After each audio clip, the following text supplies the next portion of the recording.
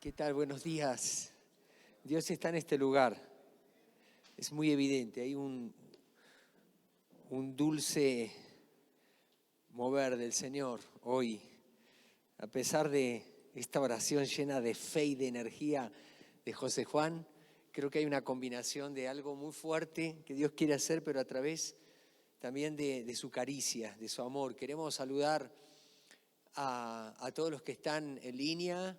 Aquí somos un buen grupo por ser la primera reunión y porque hoy la mañana está un poquito fría, pero creo que también somos un buen grupo ahí en línea, así que conéctate. Si estás haciendo varias cosas, deja todo. De hecho, ya lo deberíamos haber hecho en la alabanza, pero ahora otra vez te animo a esto. Enfócate, escucha la palabra. Hoy Dios quiere hablarnos y no solamente hablarnos, sino quiere hacer algo en nuestras vidas. Quiere producir eso que solamente Él puede hacer. Así que quiero invitarte a que busques, por favor, en el Evangelio de Lucas, en el capítulo 7. Vamos a considerar este pasaje que hoy consideramos, que esta semana consideramos en los grupos de conexión que comenzamos. Comenzamos justamente considerando este pasaje según nuestro material de tiempo con Dios nos indicaba. Y es una historia muy interesante que aparece en dos de los evangelios.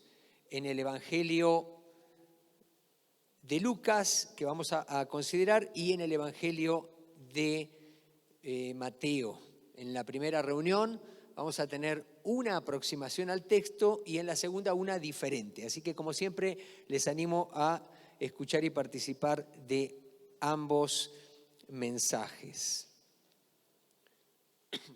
Y dice así en la Nueva Traducción Viviente: cuando Jesús terminó de decir todo eso a la gente, regresó a Capernaum. En ese tiempo, un apreciado esclavo de un oficial romano estaba enfermo y a punto de morir. Cuando el oficial oyó hablar de Jesús, envió a unos respetados ancianos judíos a pedirle que fuera a sanar a su esclavo. De todo corazón le suplicaron a Jesús que ayudara al hombre. Le dijeron: si alguien merece tu ayuda, es él, pues ama al pueblo judío y hasta construyó una sinagoga para nosotros. Entonces Jesús fue con ellos, pero justo antes de que llegaran a la casa, el oficial envió a unos amigos a decir: Señor, no te molestes en venir a mi casa, porque no soy digno de tanto honor. Ni siquiera soy digno de ir a tu encuentro. Tan solo pronuncia la palabra desde donde estás y mi siervo se sanará. Lo sé porque estoy bajo la autoridad de mis oficiales superiores y tengo autoridad sobre mis soldados. Solo tengo que decir: vayan y ellos van, o vengan y ellos vienen. Y si les digo a mis esclavos: hagan esto, lo hacen. Al oír, Jesús quedó asombrado, se dirigió a la multitud que lo seguía y dijo: les digo, no he visto una fe como esta en todo Israel. Cuando los amigos del oficial regresaron a la casa, encontraron al esclavo completamente sano. Permítanme hacer una oración más y les pido que me ayuden también orando. Padre, en el nombre de Jesús, ahora, Señor, abrimos nuestro corazón, todo nuestro ser interior, nuestra mente, nuestras emociones y principalmente nuestra voluntad a tu palabra. Ahora sí que, Señor, hacemos nuestras las palabras de este pasaje. Tan solamente di la palabra, porque una sola palabra tuya bastará, Señor, hoy para hacer la diferencia en nuestra vida, para cambiar nuestra forma de pensar, para traer gobierno del Espíritu sobre nuestras emociones, para traer paz, calma, como recién orábamos, en medio de la tormenta. Una sola palabra tuya bastará para darnos, Señor, una visión adecuada del futuro, de que no estamos en manos de un Delta o un Omicron, sino que estamos bajo la soberana autoridad de nuestro Señor. Y que, Señor, aún en nuestra entidad y en nuestro país, con todo lo que estamos viviendo, vamos a ver tu reino extenderse sin límites, conforme la palabra nos diste. Lo creemos con todo nuestro corazón y abrimos, Señor, nuestro ser para, por medio de la fe, acceder a las recámaras de la gracia, acceder al lugar donde tú, Señor, tienes dispuesta la mesa para nosotros sentarnos en tu mesa. En el nombre de Jesús, y decimos amén.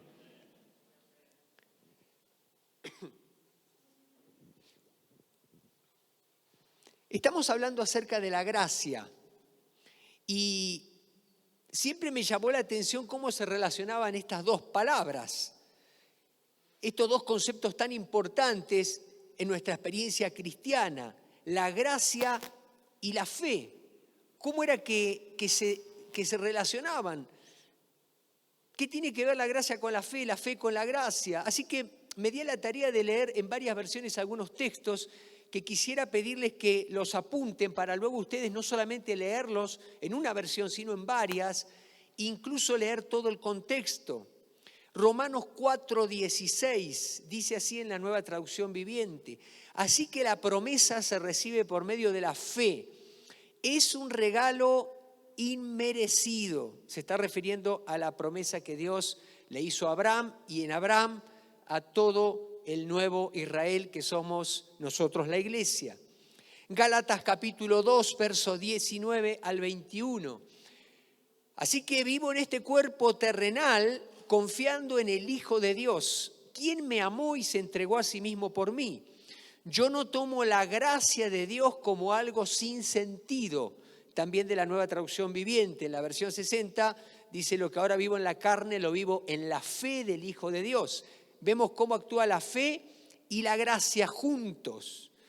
Pues si ustedes pretenden hacerse justos ante Dios por cumplir la ley, han quedado separados de Cristo, han caído de la gracia de Dios. Gálatas capítulo 5, verso 2 y 6, también de la Nueva Traducción Viviente. Romanos 5, 1 y 2, quizá el pasaje más esclarecedor acerca de esto, dice: ya que hemos sido justificados mediante la fe, tenemos paz con Dios por medio de nuestro Señor Jesucristo. También por medio de Él, mediante la fe, tenemos acceso a esta gracia en la cual nos mantenemos firmes. Diga conmigo fe. Diga conmigo acceso.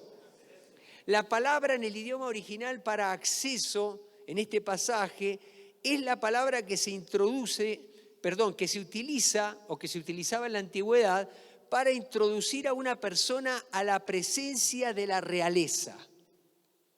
Como ustedes saben, una persona no podía entrar, aún hasta el día de hoy.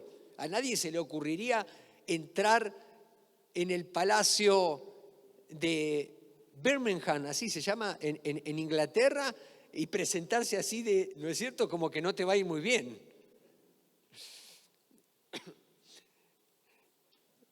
Hay una anécdota que se ve en esta famosa serie, ¿no?, de La Reina, que alguien se mete por la ventana y como que se metió al palacio ahí y le fue como en feria, no lo mataron, pero por poco, creo que hasta se escapó. Pero nadie se puede meter a la presencia de un rey, y menos en la antigüedad, así como si nada. Había todo un protocolo, incluso lo vemos muy bien en la historia de la reina Esther, que incluso le podía costar la muerte. O sea, depende cómo había amanecido el rey, te iba, ¿no es cierto? La fe en Jesús nos da acceso a la presencia del Rey de Reyes. Cuando se abre esa puerta, lo que encontramos es la gracia. No condenación, no juicio, no venganza, sino la clara, inmerecida e increíble bondad de Dios. Eso es la relación entre la fe y la gracia. Les decía el domingo pasado que me recordaba de esta imagen tan conocida por todos, de una de las principales obras de Miguel Ángel en la Capilla Sixtina. Es como el cuarto episodio de su obra, de sus frescos en el techo de la capilla, la creación. Vemos a Dios representado en un hombre de barba, un anciano de barba, extendiendo su mano hacia Adán, que está un poquito más abajo que Dios, representado en esta pintura, y vemos cómo Dios está representando la gracia y el hombre tratando de acceder a esa gracia por medio de ese toque que parece que se va a dar en un momento y que podríamos verlo como la fe. Por así decirlo, la gracia es la gracia de Dios y la fe es la fe del hombre. Alguien me dirá, bueno, pastor, pero siempre dice que la fe es de Dios y esto no de vosotros, pues es un don de Dios. Sí lo sabemos, pero la fe es lo que opera en nosotros para acceder a esa gracia. De hecho, hay un pasaje muy conocido que es el que mencionamos al principio cuando nos referimos a la gracia hace un par de domingos, e incluso me gustaría que lo busquen, que es Efesios capítulo 2, porque por mucho tiempo ese pasaje, que fue uno de los primeros que muchos de nosotros aprendimos de jovencitos, de memoria, yo lo aprendí de la 1960, ¿no es cierto? Porque por gracia sois salvos por medio de la fe, y esto no es de vosotros, pues es don de Dios. ¿Cuántos se lo sabían ese versículo de memoria? Escuela dominical, no sé, todas las clases, si tú eras un niño te aprendías ese pasaje. Pero yo siempre creí que cuando decía, por gracia sois salvos por medio de la fe, y esto no de vosotros, pues es don de Dios, se refería a la fe. Pero esa es una lectura muy rápida del pasaje, sin un contexto adecuado. Hoy que tenemos acceso a más versiones, de hecho yo les conté que tenía la 1909, que era más difícil todavía de entender. Entonces me lo aprendía de memoria y así lo entendía. Pero ahora que, por ejemplo, la NTV nos aclara, y cuando uno hace el estudio exegético del pasaje, lo dice muy claramente. Dios los salvó por su gracia cuando creyeron. Ustedes no tienen ningún mérito en eso, es un regalo de Dios. O sea, se refiere a la salvación, es un regalo de Dios y es por gracia, es el favor inmerecido. Pero hay algo que opera en nosotros y es la fe. Y de eso les quiero hablar. La fe como el acceso a la gracia.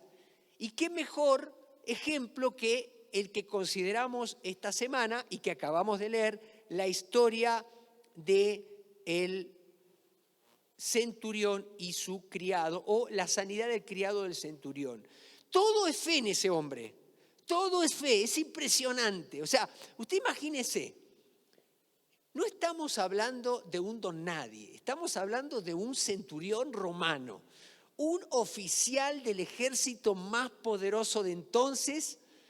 Era un ejército que usted pasaba por al lado de un soldado romano y literalmente, disculpen la expresión, pero usted se orinaba. Hoy, lamentablemente, en nuestros países latinoamericanos, usted pasa por delante de una persona que tiene un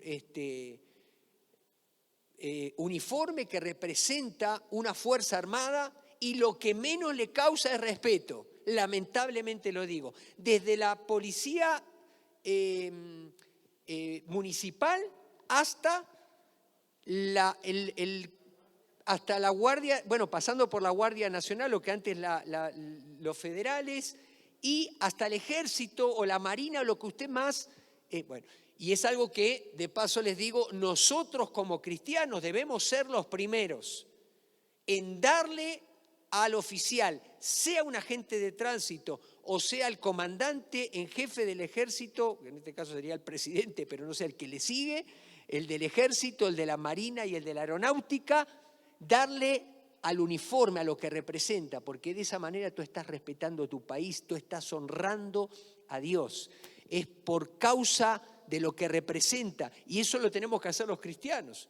Los cristianos deberíamos ser los más respetuosos de las instituciones. Los cristianos deberíamos ser los más ecologistas. Los cristianos deberíamos ser todas las cosas que... Hay un montón de cosas que abandonamos y dejamos en manos de las personas que no lo tienen que tener y entonces lo usan para mal. Pero entonces tenemos que retomar esto. Vamos a ver, vamos a imaginarnos un centurión, un oficial que si fuera como un coronel, está a cargo de 100 soldados romanos. O sea, 100 soldados romanos. Evidentemente había una guarnición en Capernaum donde él era el comandante de la 10ª de Capernaum. Lo interesante es que esa era una ciudad donde Jesús residía muy frecuentemente.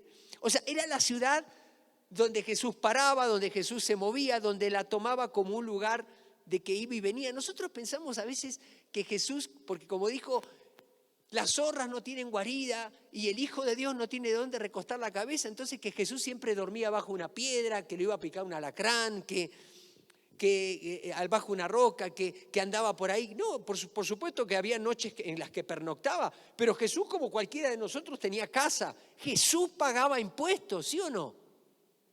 ¿Sí o no? ¿Se acuerda cuando Pedro le dijo, Señor, tenemos que pagar los impuestos? Y le dijo, bueno, ve, pesca y paga el tuyo y paga el mío. O sea, hay un montón de cosas que a nosotros a veces lo sacamos a Jesús de contexto y nos pasa, como recién bien nos decía José Juan, que no vemos la humanidad en todo su esplendor. Jesús estaba cansado porque venía de largas jornadas y se durmió en una barca. Y pensemos que este oficial bien pudiera haber accedido a Jesús por el solo hecho de vivir en la ciudad y por lo que él representaba. Imagínense, ¿dónde vive Jesús? Ahí en la 45 y la 12, no sé, ahí en Francisco y Madero y... ¿Qué les gusta? Y Victoria, no sé, alguna calle así. Ahí, bueno, no pueden ser porque son paralelas, ¿no? Vieron que conozco Durango, No sé, en Gómez, ahí vive. Imagínense, se escucha que viene el centurión con 100 que lo acompañan. ¿A quién viene a ver? Vengo a ver a Jesús porque tengo un criado. ¿Pudiera haberlo hecho, sí o no? Pero claro que pudiera haberlo hecho. O sea, era un hombre que tenía un prestigio, además de lo que él representaba, al emperador y al gobierno más poderoso de entonces. Era una persona de dinero, era una persona de estatus, era un centurión. Es impresionante que él no se mueve en esa línea. Y quisiera que veamos 3 cosas que vamos a ver cómo todo es fe en este hombre. En primer lugar, lo que lo mueve. ¿Qué es lo que lo mueve al centurión? A ver, ya que hay un silencio sepulcral, me van a ayudar para que hagamos un poquito. ¿Qué lo movió al centurión a ir con Jesús? Muy bien, el amor por el criado. Dice el pasaje que él apreciaba al criado, que él tenía un aprecio. Otras versiones dice lo quería mucho. Algunas mentes retorcidas dicen que él tenía algo malintencionado con este muchacho, porque en ese entonces también, ustedes saben que el Imperio Romano era caracterizado por todo ese tipo de vivencias. Pero obviamente que no era eso. Era claro que él tenía un afecto sano hacia su criado. Ahora, ¿qué lo mueve? Lo mueve el amor a esta persona. Pero yo puse algo más. Lo mueve una visión antropológica desde la perspectiva de Dios. ¿Por qué? Porque desde su cultura, el criado no era sino, como dice Aristóteles, o como decía, una herramienta animada. Así se veían a los criados, a los esclavos en la antigüedad. Usted puede leer varios escritos de entonces y hablan de esa forma. Los esclavos, así como habían herramientas inanimadas, la azada, el martillo, la pala, habían herramientas animadas. ¿Quiénes eran? Los esclavos, pero no eran personas. La visión que se tenía era algo utilitario, no tenía valor en sí mismo. Ahora, es muy interesante. El centurión lo ve como alguien igual. Dice, es una persona que está enferma, está sufriendo como yo. Porque ¿usted cree que algún esclavo, por más bueno que sería, no pudiera el centurión haber encontrado otro? Claro que sí, pero hay algo que lo mueve a él. ¿Qué es? Él ve en esa persona a alguien hecho a la imagen de Dios. Un Dios que él todavía tiene en penumbras, no tiene una revelación, ni siquiera como tenían los judíos, a los cuales ahora vamos a ver que les pide ese favor. Pero él tenía una revelación de Dios a través de la naturaleza y entre ellos a través del ser humano. La fe en Dios comienza con la forma como miramos a quienes nos rodean, creados a imagen de Dios. Y lo expresa muy bien el apóstol Juan, ¿se acuerdan? En una de sus cartas. Dice, el que dice que ama a Dios, a quien no ha visto, pero no ama a su hermano, al que ve, dice, es un mentiroso, o sea, su fe no es tal. O sea, eso no funciona. Todo comienza con el amor al prójimo y todo comienza con la forma como, porque tú no vas a amar una herramienta, se supone. Bueno, hay gente que ama las computadoras, ama los carros, ¿no? Pero estamos hablando de gente sana, ¿no? Yo sé que aquí no hay ninguno. Había uno que le hablaba a la computadora, ¿no? Pero estamos hablando de seres humanos creados a la imagen y semejanza de nosotros.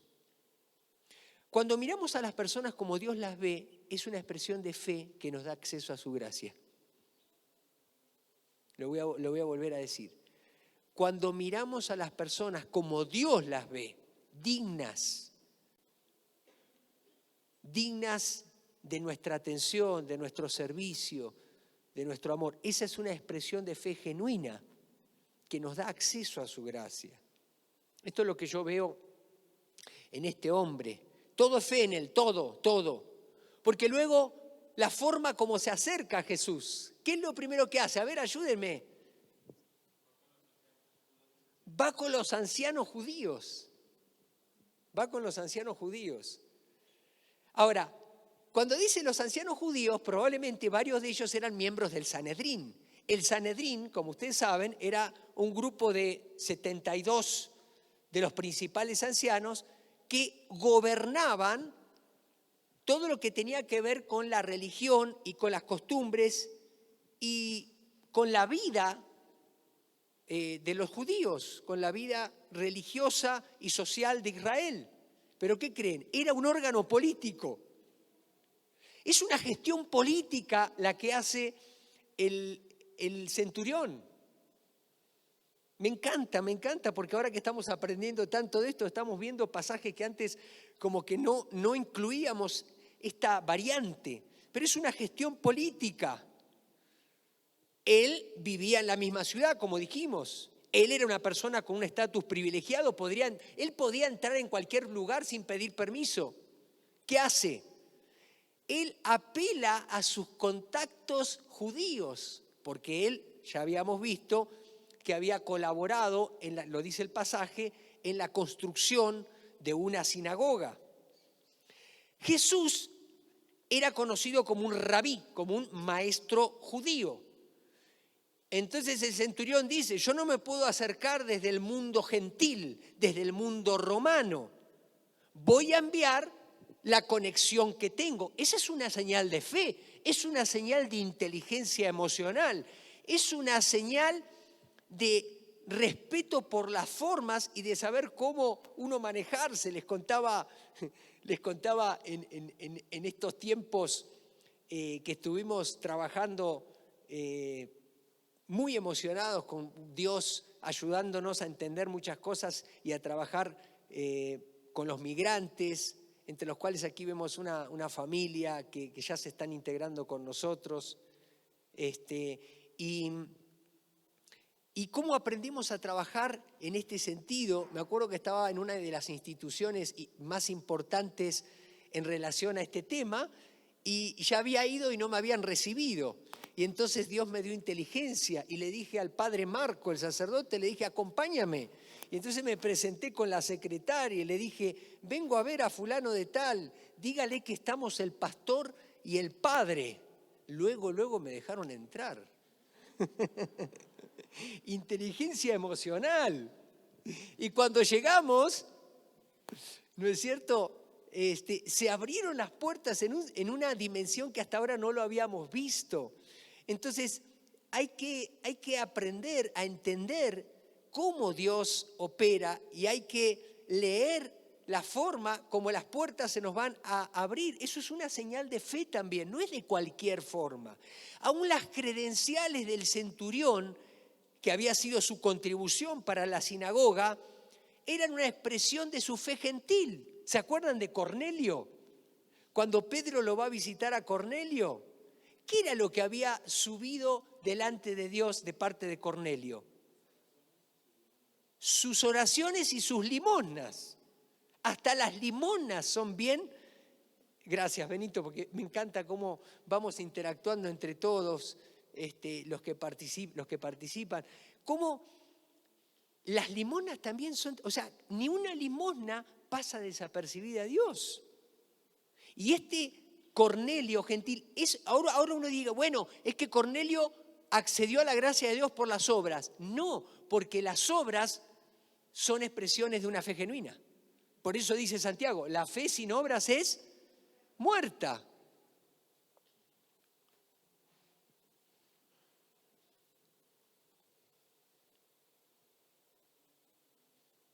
Cuando nuestras obras de bien son expresiones genuinas de fe y no de altruismo barato, como vimos el domingo pasado, eso nos da acceso a su gracia.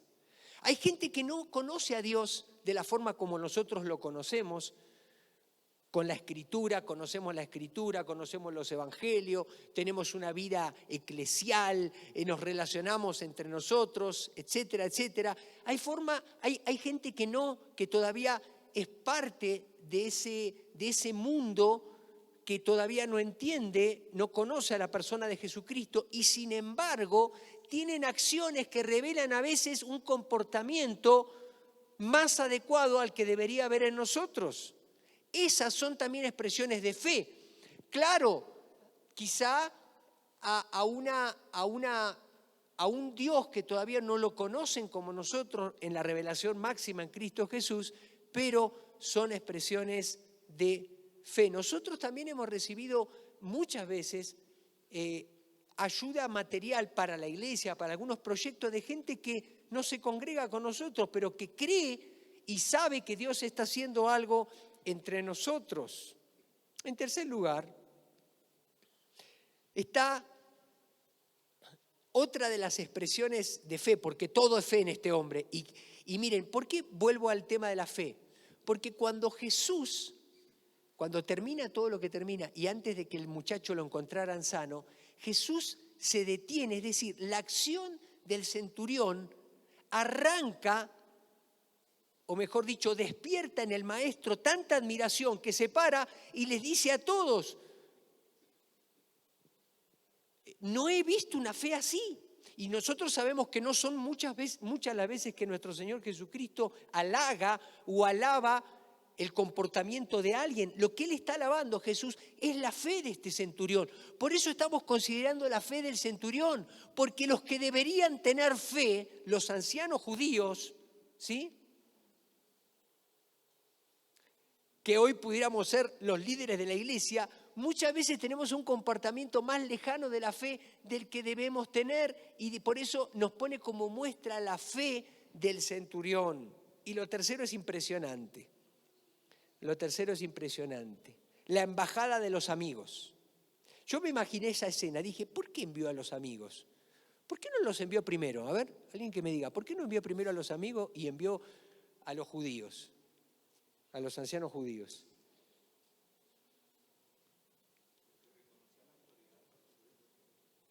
Porque reconocía la autoridad de Jesús y porque si Jesús pertenecía al ámbito judío, donde había un órgano como el Sanedrín, no sé, yo siempre digo, ¿para qué vas a ir por la puerta chiquitita si podés entrar por la más grande?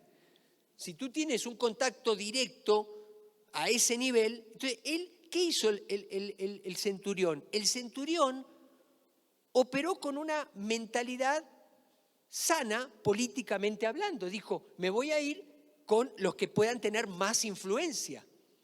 Pero los que tenían más influencia y que la podían haber usado para bien, no habían interpretado el espíritu de la petición del centurión.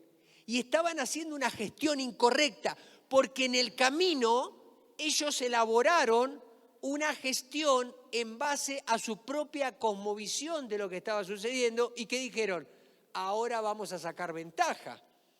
Este nos hizo un favor, nos está pidiendo un favor y entonces ahora vamos nosotros a tener un puntito más para que ahora él nos respete más que a nosotros.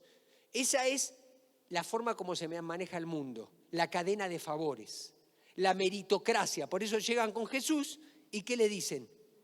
Este hombre merece que le hagamos un favor. Este sí, porque ama nuestra nación. Mira, nos construyó una sinagoga y fueron con las fotos del Facebook y le mostraron a Jesús.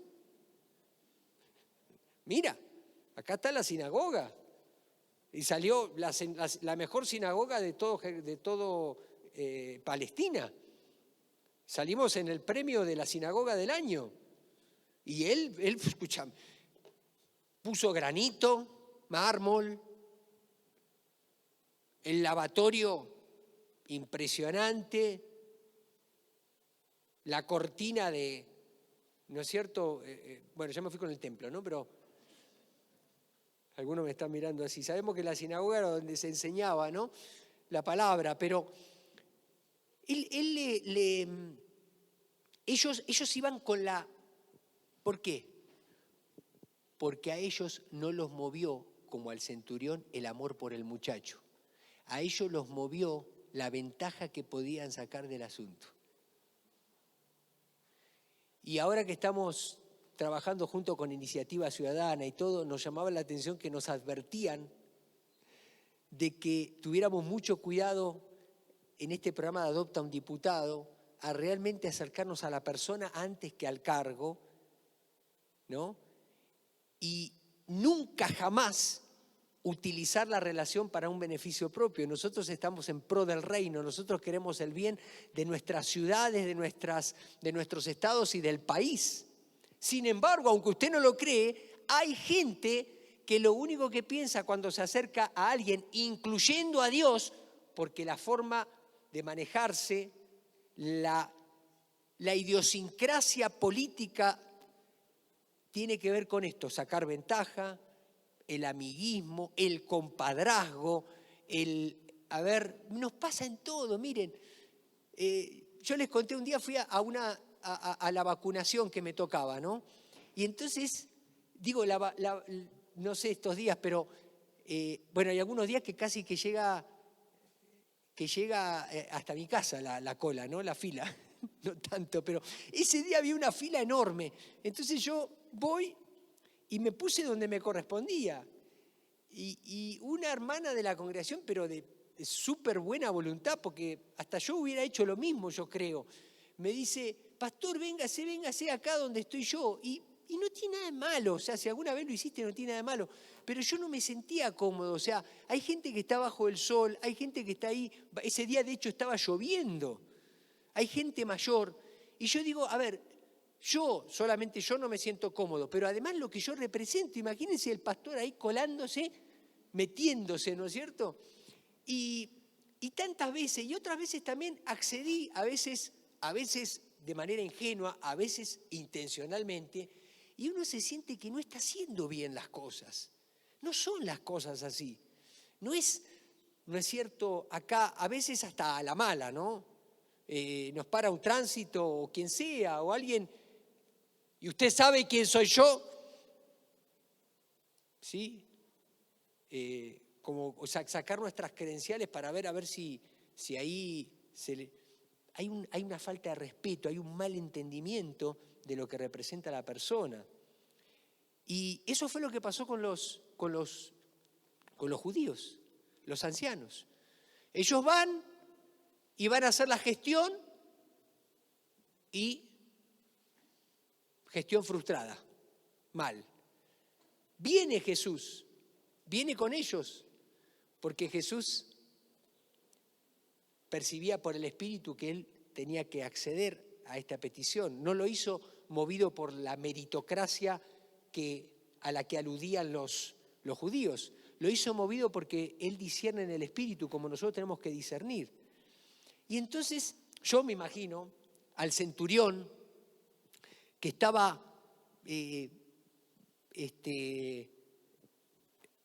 esperando que viniera Jesús, pero lo ve y ve que vienen los judíos con Jesús, ¿no es cierto? Ve la actitud de los judíos como, acá te traemos a Jesús, es nuestro contacto. A ver si, centurión, dile a tu esposa que nos prepare acá un cafecito y vamos a tener acá, porque acá nosotros somos los buenos. Yo me lo imagino al centurión así agarrándose la cabeza, no entendieron nada. Uy, la regué, ¿cómo los mandé a ellos? Tendría que haber hecho. Entonces reúne a los que están cercanos. Los cercanos son los amigos. Y entonces agarra 2 o 3, escúchame, vengan. No, por favor, ¿qué le dijo a estos tipos? ¿Qué le dijeron a Jesús? Esto anda mal, no es la forma correcta. Salgan corriendo y díganle, Señor, no es necesario que vengas a mi casa. Una sola palabra tuya bastará. ¡Uf! Tremendo.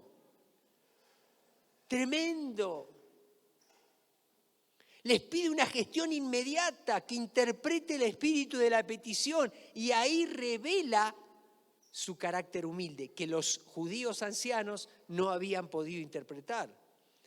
Cuando nuestra actitud de humildad es una expresión de fe y no de falsa modestia, esto también nos da acceso a su gracia.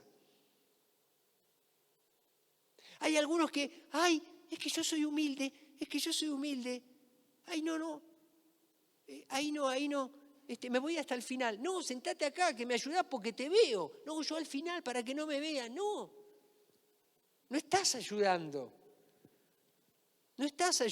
Necesitamos entender el lugar que Dios nos dio y fungir en ese lugar y hacer nuestra tarea. Quiero terminar con esto. Si me acompañan los músicos, por favor. Quiero que pienses por un momento.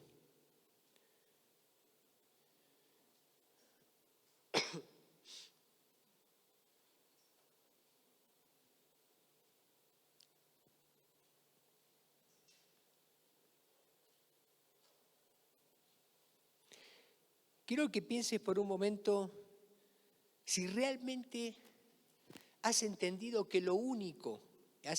y estás viviendo que lo único que te da acceso a la gracia de Dios, a la presencia del Rey, lo único que te da acceso a ese espacio de gracia, a ese ambiente en el cual Dios quiere que vivamos todos los días. Así como un día entramos y fuimos salvos, como les dije otras veces, fuimos salvos de la pena del pecado que nos hacía acreedores del infierno y de la muerte eterna, en la cual ya estábamos muertos en nuestros delitos y pecados. Somos salvos del poder del pecado hoy en día. Entrar a esa recámara de gracia, a esa presencia del Rey, nos da la posibilidad de ser salvos del poder del pecado. El diablo te quiere engañar, te quiere decir que tú fuiste salvo de la pena del pecado y que no te vas al infierno.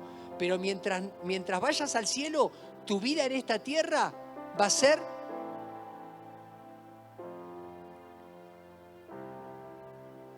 algo no digno de vivirse. vas a sufrir, vas a pasarla mal. No vas a poder disfrutar lo que disfrutan todos los que no son aleluyos, porque nosotros somos aburridos, nosotros somos la religión del no. El diablo te quiere engañar de que te vas a perder de los placeres de este mundo.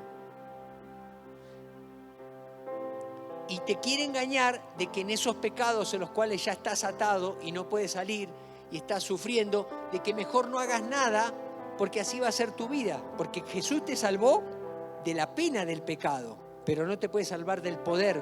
Porque bueno, es que somos hombres, es que somos seres humanos, somos seres caídos y no podemos, la verdad está difícil.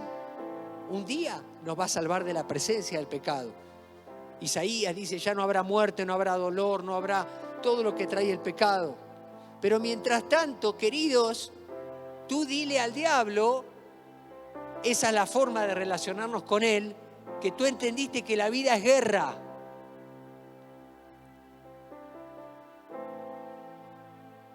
Mas líbranos del maligno, líbranos del mal. Y cuando tú entiendes que tú puedes vivir en esa gracia, puedes acceder a esa gracia por medio de la fe, entonces ahí adoptas una fe como la del centurión, sencilla pero apasionada, fiel a la revelación que tiene. No conoce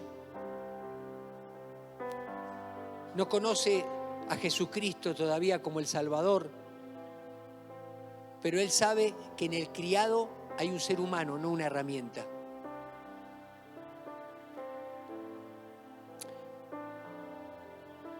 No conoce todavía toda la autoridad que este rabí tenía, pero él sabe que no se puede acercar basado en sus propias obras y merecimientos. Sabe que requiere una forma, un protocolo, y ahí revela su humildad.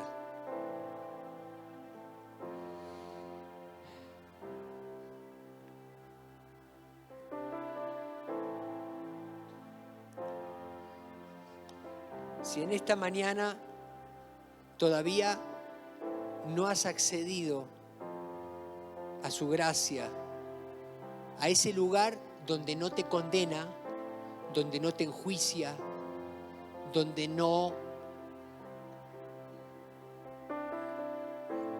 se venga, a ese lugar donde experimentas la bondad de Dios.